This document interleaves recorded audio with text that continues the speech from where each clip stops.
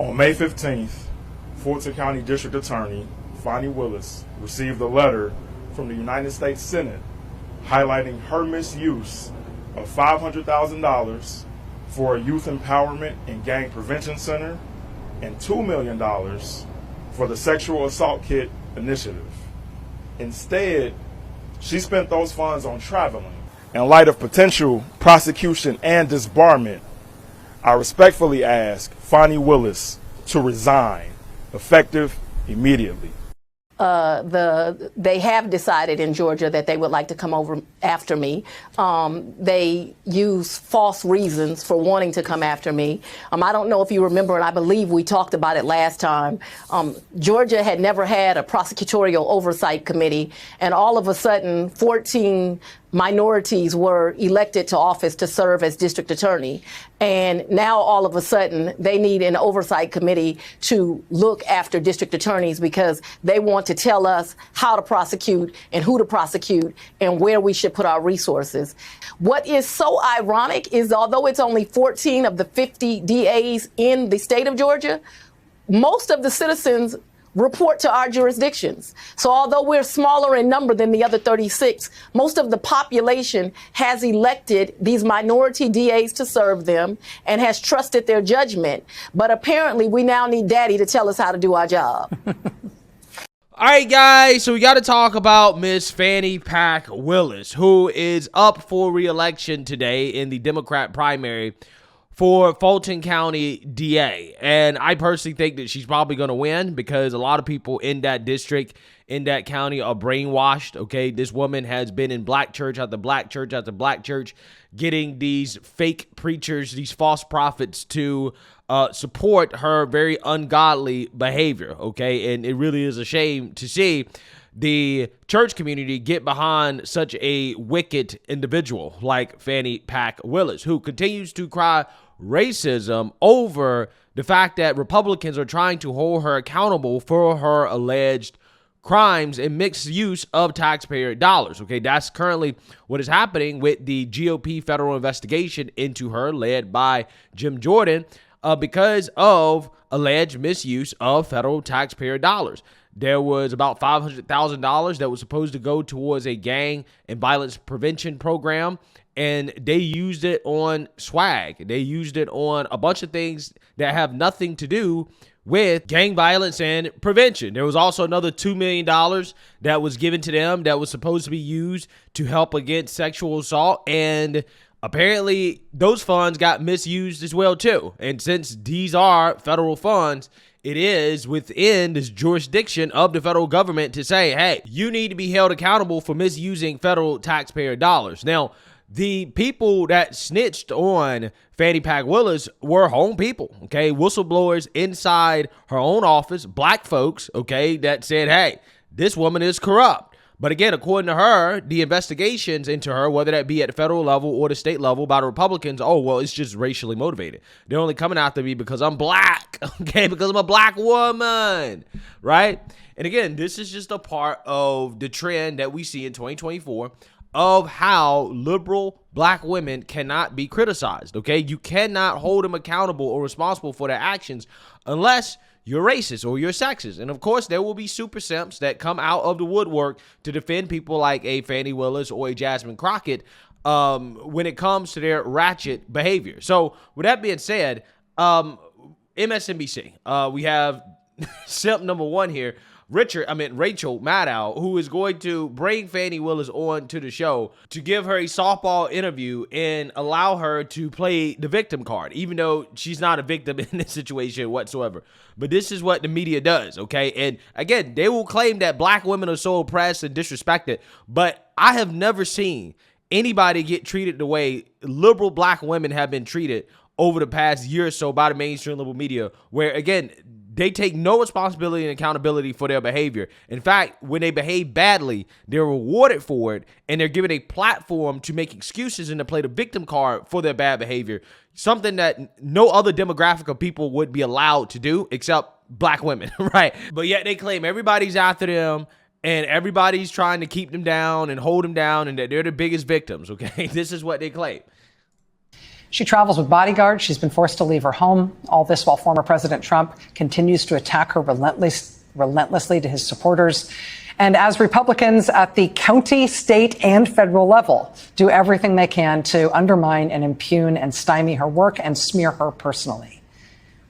This level of sustained public attack is not usually the price of entry for doing your job as a district attorney, nor should it be in a country where the rule of law is supposedly the rule. AKA, you're not allowed to criticize Democrat, liberal public officials, right? Because Rachel is trying to pretend that when you are a public official that, well, this type of criticism is unusual, right? People don't say mean things to you and write mean letters to you. And, you know, hey, you are subject to this type of stuff. But again, that's what happens with everybody. There's nothing special about what's happening to Fani Willis. I'm pretty sure Rachel Maddow had no issues with the conservative Supreme Court justices being under attack, being stalked and harassed in restaurants and outside of their homes. We had an assassination attempt that happened after Roe v. Wade was overturned. Where was Rachel Maddow talking about the unprecedented assault and attacks on our public officials, right? Where was she at? Where was she at? Oh, she was supporting it, right? She was supporting what was happening to the Supreme Court justices. That's what she was doing. So don't sit and try to pretend like you're so concerned about Fani Willis and the threats that she's receiving and it's so unprecedented. Because again, when it comes to a conservative official who you don't agree with, you have no problems with the threats of violence that are issued against them. You have no problems with the protests. You have no problems with the criticism. You have no problems with the backlash. In fact, you encourage it. So again, I don't want to hear anything about what Fani Willis is going through as if she's some type of unique victim. She's not. And to pretend that she is just nonsense. It's ridiculous. The ability of prosecutors and judges to do their jobs without fear is a fundamental test of our democracy. Yeah. Again, apply this same logic to the Supreme Court. Whether you like the Georgia criminal case against former President Trump or not, Fani Willis is one of the bellwethers for the rule of law in this country. Back with us now is the Fulton County District Attorney, Ms. Willis. Ms. Willis, I was interested to see in the Atlanta Journal-Constitution today, there were 3 Democratic state senators who published an opinion piece saying, quote, "We are witnessing a concerted effort by Trump and MAGA Republican politicians to cast doubt on the legitimate and strong Fulton County election interference case by attacking the prosecutor. It's an effort that takes advantage of every avenue of government power to which Trump's allies have access. Their goal, delay accountability for Trump's alleged attempt to illegally overturn a presidential election." Well, I mean, listen, if the prosecutor is not a credible person, if she is a liar, okay, if she lied under oath, how in the world is she qualified to prosecute the case? Again, that's the question here. Did she lie under oath? Did she have a conflict of interest when she was getting her cheeks clapped by Nathan Wade across the country on taxpayer dime? These are legitimate questions. It's not about attacking the prosecutor as much as about making sure that the person that is prosecuting the case is qualified to do so. But again, asking questions about this, oh, apparently that's an attempt to avoid accountability.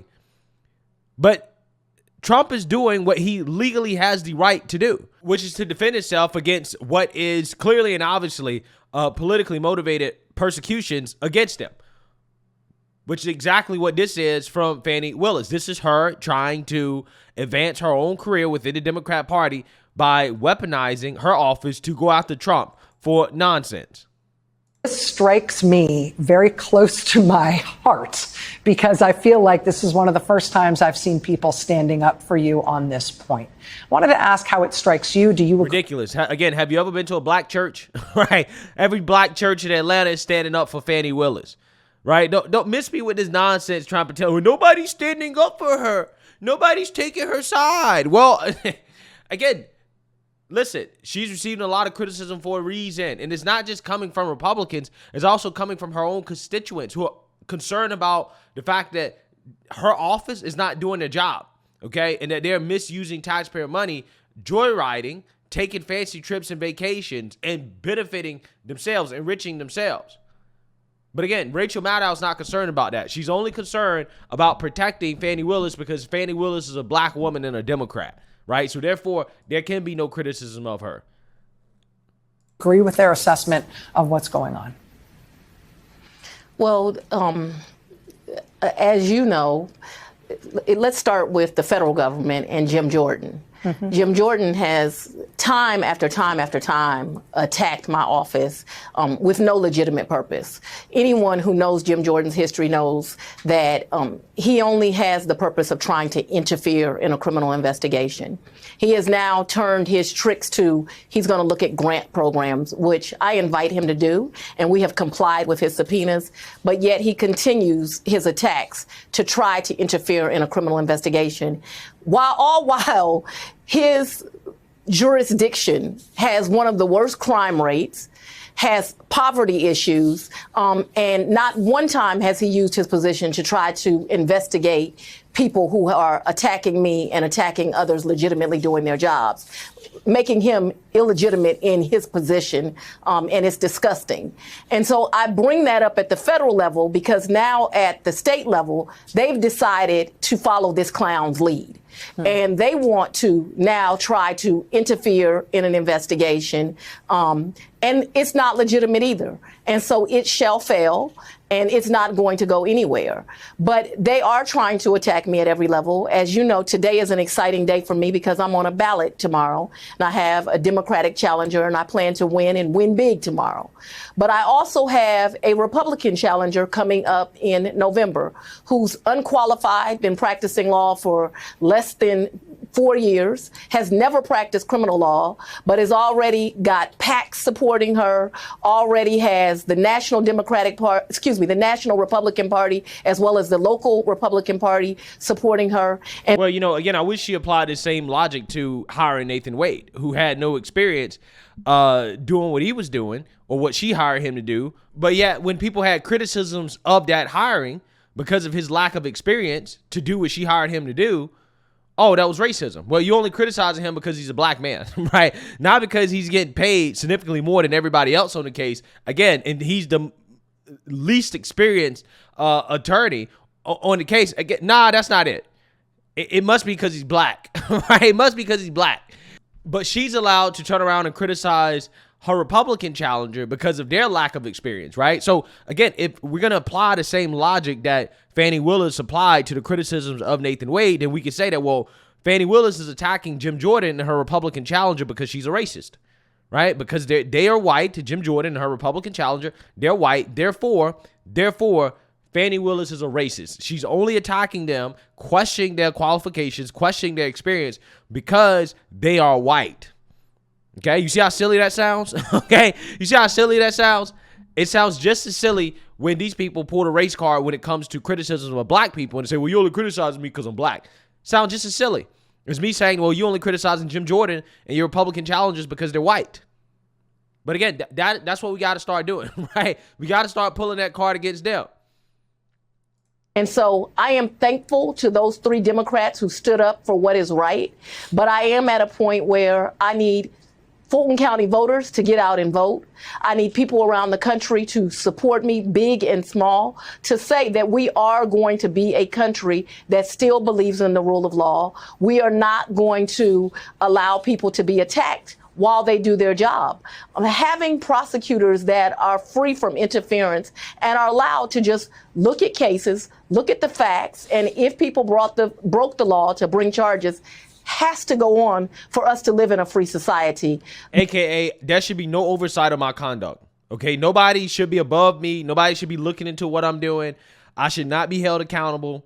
Again, there should be no oversight in regards to what I do with your taxpayer dollars, right? This is what she's saying. This is what she's arguing on MSNBC. And of course, Richard is not going to push back, right? Rachel is just going to continue to allow this and not ask any questions. Well, do you think it's fair for taxpayers to be able to hold you accountable, right? For somebody to be able to look into what you're doing and to say, hey, this is wrong. You shouldn't be doing this, right? She's, again, straight up arguing that she should not be held accountable for the things that she does. There should be no oversight. The sad part, though, for all of them, Ms. Maddow, is it doesn't matter how many times they attack me. I am not going to be broken, and I am going to still be standing here doing my job lawfully. Fulton County District Attorney Fani Willis, I know it's a very busy time with the primary tomorrow and with everything going on in your life and the slings and arrows that you are dealing with. Thank you for being willing to talk with me and my audience tonight about this, and good luck to you. Stay safe. Thank you. Stay safe. You're such a victim. Again, where was all this sympathy for what the Supreme Court was going through, the conservative Supreme Court justice. She didn't give a damn, right? But now all of a sudden she gives a damn about the safety of public officials when it comes to Fani Willis. Again, it's amazing how that works. She's not a victim, even though she's trying to pull the victimhood card. But again, I just find it to be hilarious how instead of addressing the allegations, which is the misuse of taxpayer funds, she wants to pretend like, again, they're only coming after her because she's black and that, you know, they just want to try to derail the Trump case when it's like, well, you have legitimate accusations against you. And again, these accusations came out not because Republicans just made it up. It's because your own people snitched on you, right? They came out and said, no, you're corrupt, okay? And that you are allegedly misusing taxpayer funds and resources. But again, according to Fani Willis, all this is racism, and she should not have any oversight, right? Nobody should be allowed to hold her accountable for her actions. It's really crazy how she believes that, and then it's even crazier to believe that the mainstream media allows her to say that on the network and don't ever push back against some of these kind of silly accusations from her. But let me know what you guys think. Make sure you like, comment, and subscribe. Most importantly, share a Black conservative perspective. Peace.